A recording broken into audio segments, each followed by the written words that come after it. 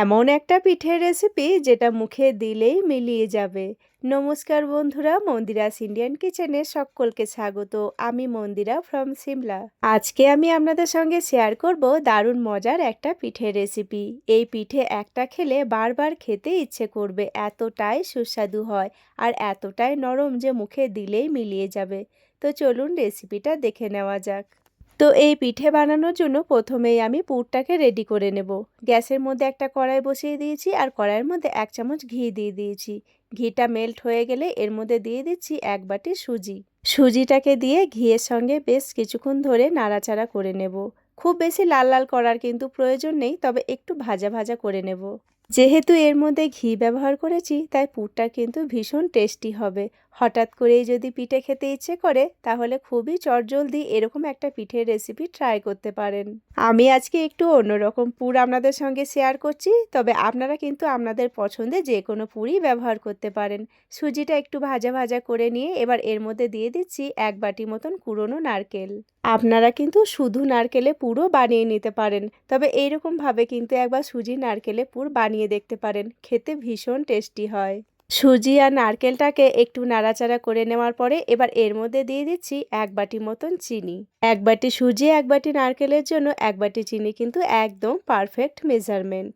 সুজি, চিনি, নারকেলটা দিয়ে বেশ কিছুক্ষণ ধরে নাড়াচাড়া করে নিচ্ছি। আমি এখানে কোনো রকম জলের ব্যবহার করিনি। আজকের পুরটা কিন্তু আমি একটু শুকনো শুকনো ভাবেই করব।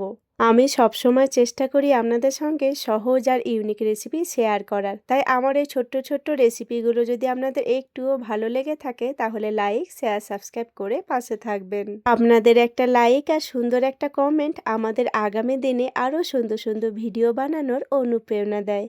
আর যেসব দাদা দিদিরা সুন্দর সুন্দর কমেন্ট করছেন তাদেরকে জানাই অসংখ্য ধন্যবাদ।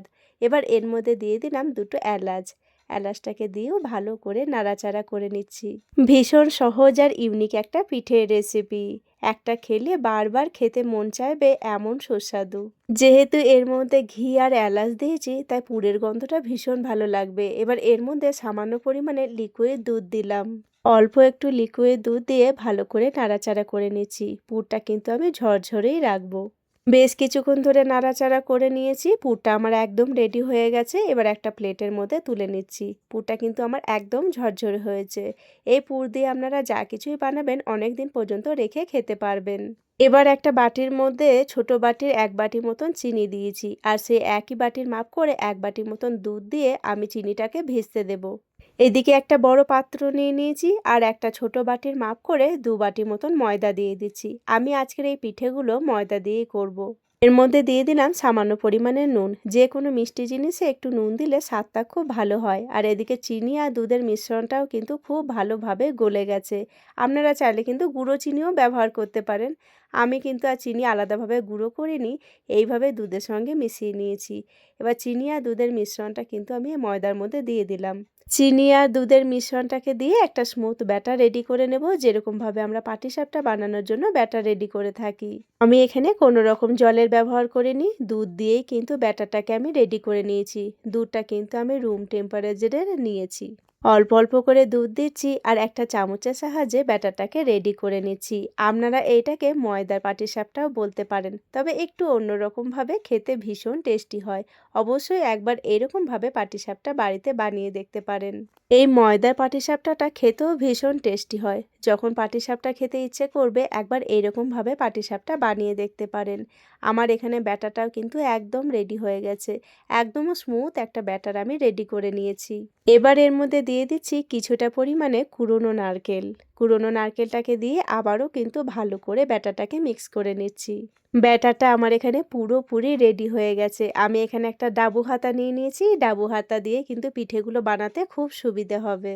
এবার গ্যাসের মধ্যে একটা কড়াই বসিয়ে দিয়েছি। আমি আজকের এই পিঠেগুলো কড়াইয়ের মধ্যেই করে নেব, তবে আপনারা কিন্তু কড়াইয়ের জায়গায় ফ্রাই প্যান বা তাওয়া নিতে পারেন। আমার কড়াইয়ে সুবিধা হয় তাই আমি কড়াই নিয়েছি। আর কড়াইয়ের মধ্যে ভালো করে সাদা তেল ব্রাশ করে দিলাম। এবার কড়াইয়ের মধ্যে 1.5 হাতা মতন ব্যাটারটাকে আমি দিয়ে দিচ্ছি। এবার ওই হাতা দিয়ে ব্যাটারটাকে আমি চারিদিকে ঘুরিয়ে দিচ্ছি। আপনারা যেরকম মোটা বা পাতলা পছন্দ করবেন সেই হিসেবেই ব্যাটারটাকে দিয়ে দেবেন। এই ময়দার পাটিসাপটাগুলো হয়ও ভীষণ সফট, মুখে দিলেই মিলিয়ে যায়, এতটাই সুস্বাদু হয় যে একবার বানিয়ে খেলে বারবার বানিয়ে খেতে ইচ্ছে করবে। এবার একটা স্প্যাচুলারের সাহায্যে চারিদিকটাতে আমি এইভাবে ঘুরিয়ে দিচ্ছি। এবার একটা সাইড আমি উল্টে দিলাম। এবার যে পুরটা আমি রেডি করে রেখেছি সেটা এর মধ্যে কিছুটা পরিমাণে মাঝখানটাতে দিয়ে দিচ্ছি। পুরটা আমি একটু বেশি পরিমাণে দিয়েছি, এতে পাটিসাপটাটা খেতে ভীষণ ভালো লাগবে। আর এদিকে যেহেতু আমি এক হাতে ক্যামেরা করছি তাই পাটিসাপটাটা আমার এক হাতে উল্টাতে একটু অসুবিধেই হচ্ছিল। এখানে আমার একটা পাটিসাপটা একদম রেডি হয়ে গেছে। এবার একটা প্লেটের মধ্যে তুলে নিচ্ছি। দেখতে কিন্তু ভীষণ লোভনীয় হয়েছে, খেতেও কিন্তু ভীষণ টেস্টি হয়েছে।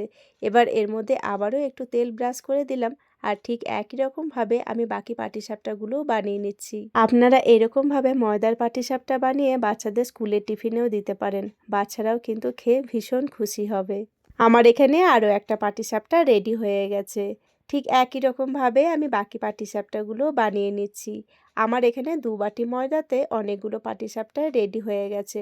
আমি এখানে আমার মেম্বার হিসেব মতো নিয়েছি, আপনারা আপনাদের হিসেব মতন নিয়ে নেবেন। পাটিসাপটা খেতে আমার বাড়ির সবাই ভীষণ ভালোবাসে, তাই আমি একটু বেশি পরিমাণের বানিয়েছি। আপনারাও বাড়িতে ঝটপট বানিয়ে ফেলুন দারুণ টেস্টি ময়দার পাটিসাপটা পিঠে। ভিডিওটাও তাহলে এখানেই শেষ করছি। আমার আজকের রেসিপি আপনাদের কেমন লাগলো অবশ্যই কমেন্ট করে জানাবেন। ভালো লাগলে লাইক, শেয়ার, সাবস্ক্রাইব করে দেবেন। আবারও আসবো নতুন কোনো একটা রেসিপি নিয়ে। ততক্ষণের জন্য সবাই ভালো থাকবেন, সুস্থ থাকবেন। এতক্ষণ পর্যন্ত আমার সঙ্গে থাকার জন্য সকলকে জানাই অসংখ্য ধন্যবাদ।